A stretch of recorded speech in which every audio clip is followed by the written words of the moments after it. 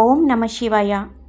ఈరోజు ఈ కథ విన్నా వినిపించిన కోటి జన్మల పుణ్యఫలం మరియు సుఖ సంతోషాలతో ఆయురారోగ్యాలతో సకల సంపదలతో జీవిస్తారు. ఇప్పుడు ఆ కథ ఏమిటో మనం ఈ వీడియోలో తెలుసుకుందాం. ముందుగా ఈ వీడియోకి ఒక లైక్ చేసి నా ఛానల్ని సబ్స్క్రైబ్ చేసుకోండి. నా ఛానల్ గ్రోత్కి సపోర్ట్ చేయండి. అనగనగా బ్రాహ్మణ దంపతులు పెండ్లయ్యి ఎంతకాలమైనా సంతతి కలగలేని కారణంగా ఈశ్వరుడు గురించి తపస్సు చేశారు. పరమేశ్వరుడు ప్రత్యక్షమై అల్పాయువైన కొడుకు కావాలా, ఐదవతనం లేని కూతురు కావాలా అని అడగగా అల్పాయుష్కుడైనప్పటికీ కొడుకునే ఇవ్వుమని ప్రార్థించారు వారు. తదాస్తు అని వరమిచ్చి తరలిపోయాడు తరుణేందు శేఖరుడు. శివుడిచ్చిన వరప్రభావం వలన అచిరకాలంలోనే ఆ బ్రాహ్మణ ఇల్లాలు గర్భం ధరించి సకాలానికి చక్కటి మగబిడ్డను ప్రసవించింది. తక్షణమే యమభటులు వచ్చి ఆ బిడ్డను తమతో తీసుకుపోయారు. బాలంతరాలైన బ్రాహ్మణ స్త్రీ గోడున విలపించింది. లేక కలిగిన బిడ్డ వీడు. పురుడు తీరేదాకా ఆగి తదుపరి తీసుకువెళ్ళమని కోరింది. ఆ తల్లి కోరికను మన్నించి యమదూతలు వెళ్ళిపోయి పురుడు తీరగానే వచ్చారు. అప్పుడు ఆ యమ్మ, తండ్రులారా, మాటలు రానిదే మానవుడు కాలేడు కనుక మా శిశువు నోరారా మమ్ములను అమ్మ నాన్న అని పిలిచే వరకు ఆగి ఆ ముచ్చటైనాక గైకొమ్మంది. సరేనని వెళ్ళిపోయారా కింకరులు. బాలుడికి మాటలు రాగానే కాలుడి దూతలు వచ్చారు. అప్పుడు ఆ తల్లి, అయ్యలారా, నా బిడ్డ ఇంకా నడకే రాలేదు. నడక రానివాడు నరుడవడు గనుక అంతవరకు ఆగి మళ్ళా రమ్మన్నది. అలాగే లేమని వెళ్ళిపోయిందా అంతకుడి సంత. ఈ విధంగా యములాళ్ళొచ్చినప్పుడల్లా ఏదో వంకబెట్టి పంపుతున్నదా తల్లి.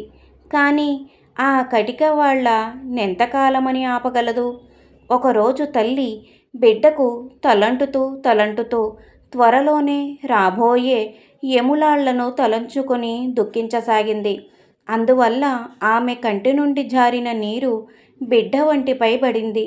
తల్లి విచారిస్తున్నదని తెలుసుకున్న బిడ్డ, ఎందుకమ్మా ఏడుస్తున్నావని అడగగా ఆమె జరిగినదంతయు వివరించినది. అందుక బిడ్డ ఆలోచించి, అమ్మా, ఇహములో ఎటు అల్పాయుష్కుడైనాను, పరములోనైనా 10 కాలాలుండే పుణ్యం చేసే అవకాశం లేదు. కాబట్టి ఇప్పుడు నాకు కాశీ వెళ్ళాలని ఉంది కనుక నన్ను వెంటనే పంపించు. ఈ లోపల యమదూతలు వస్తే నేను వచ్చేదాకా ఆగమని చెప్పు అని బయలుదేరాడు. బిడ్డనొంటరిగా పంపలేని తల్లిదండ్రులు అతని మేనమామను తోడిచ్చి కాశీకి పంపారు. ఆ మేనమామ మేనల్లుడు కాశీ వెళుతూ మార్గమధ్యంలో ఒక పూల తోటలో బస చేశారు. అదే వేళకు ఆ పూల తోటలో పూలు కోసుకునే నిమిత్తం వచ్చిన ఆ ఊరి రాజు కూతురు ఆమె చెలులు మధ్య తగవు వచ్చి ఒకరినొకరు ముండా అని తిట్టుకోసాగారు. అందుకు కోపించిన రాజు కూతురు, నాకీ రాత్రికి పెండ్లి కాబోతూ ఉంది. అదీగాక మా యమ్మ మంగళవారం నోము నోచుకుని నాకు వాయనమిస్తుంది. ఆ వ్రత మహిమచే మా ఇంట ముండలుండరు. నన్ను ముండా అనవద్దు అని చెప్పి చేతిలో పూలను నేల మీద పారబోయగా ఆ పూలన్నీ తిరిగి చెట్ల కొమ్మలకు ఎగిరి అతుక్కుని పోయాయి. అది చూసిన బ్రాహ్మణ బాలుడు ఆ పిల్ల తన భార్య అయితే బాగుండునని అనుకున్నాడు. అందరూ పెళ్లివారి రాక కోసం ఎదురు చూస్తున్నారు. ఇంతలో పెండ్లి కుమారునికి సుస్థిగా ఉండుటచే పెండ్లి మరొక ముహూర్తానికి వాయిదా వేయవలసినదిగా మగ పెండ్లి వారి నుండి కబురు అందింది.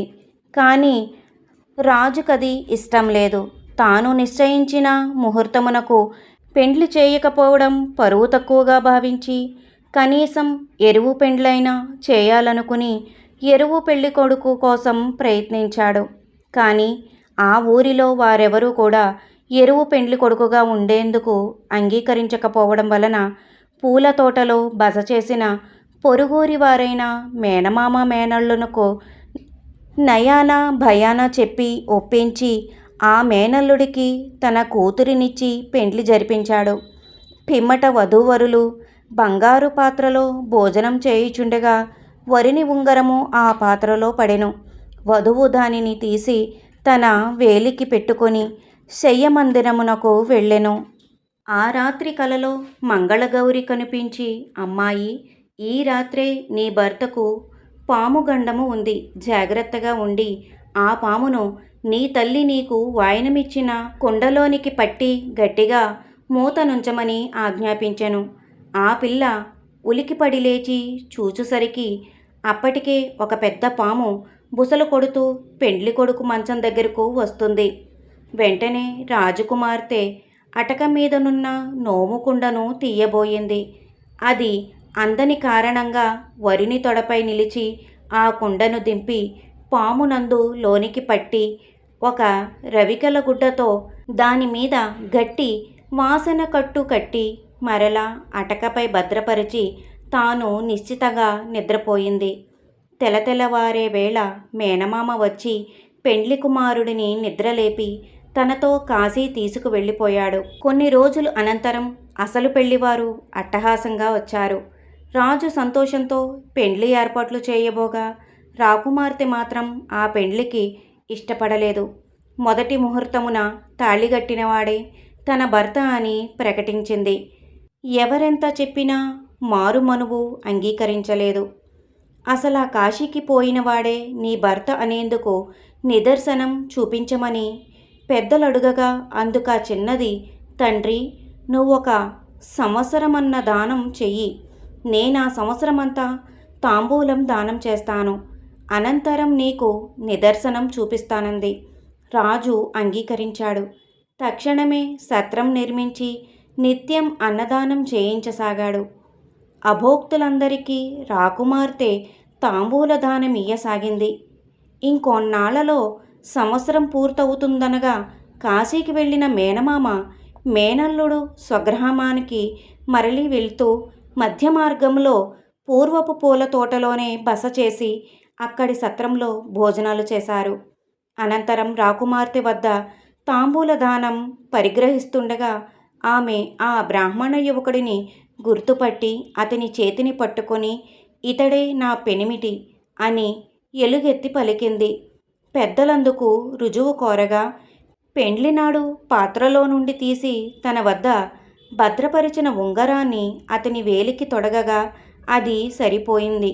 పిమ్మట ఆ రాత్రి కలలో మంగళగౌరి చెప్పిన పాము విషయము చెప్పి కుండ కోసం అతని తొడపై తొక్కిన దానికి నిదర్శనముగా పారాణి కాళ్ల పసుపు జాడల్ని చూపించింది.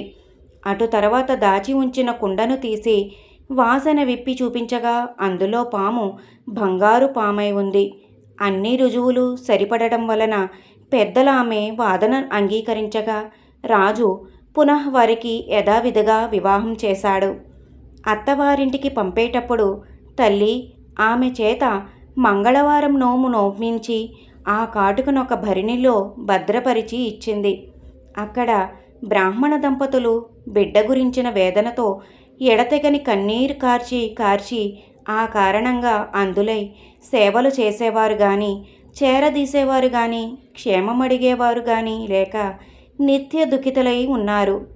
అటువంటి సందర్భంలో పెండ్లి కూతురుతో సహా పెండ్లి కుమారుడి లాంఛనాలతో ఊరిలోనికి వచ్చిన బ్రాహ్మణ యువకుడిని చూసి గ్రామస్తులందరూ విప్రదంపతుల వద్దకు వెళ్ళి, మీ కష్టాలు తీరాయి, మీ కుమారుడు రాజు వైభవాలతో మీకు కోడల్ని తీసుకువస్తున్నాడు అని చెప్పారు. ఆ మాటతో వారికి ఆనందం కలిగినా నమ్మకం కలగని కారణంగా ప్రజలు తమని పరిహరిస్తున్నారని మరింత శోకగ్రస్తులయ్యారు. అదే సమయంలో ఆ బ్రాహ్మణ కుమారుడు తన భార్యతో సహా వచ్చి తల్లిదండ్రులను పాదాభివందనం చేశాడు. వాళ్ళు ఆనందించారు. కానీ కొడుకుని కోడల్ని చూసుకునే అదృష్టం లేనందుకు దిగులు పడగా రాకుమార్తె తనతో తెచ్చిన మంగళవారపు నోము కాటుకను అత్తమామల కళ్లకు పూసింది. అదే తడువుగా వాళ్లకు చూపు వచ్చి కొడుకును కోడల్ని చూసుకొని సంబరపడిపోయారు. ఈ మహత్యానికి ఆశ్చర్యపడిన ఇరుగు పొరుగు వారంతా ఇంత మహిమ కలగడానికి ఏం నోము నోచావమ్మా అని అడగగా నేను మంగళవారం నోము నోచానని చెప్పిందామె. అది మొదలు ఊరిలోని వారందరూ ఈ నోమును నోచుకుని తరగని సిరులతో చెరగని సౌభాగ్యాలతో చెప్పలేనంతకాలం సుఖసౌఖ్యాలను అనుభవిస్తూ జీవించారు.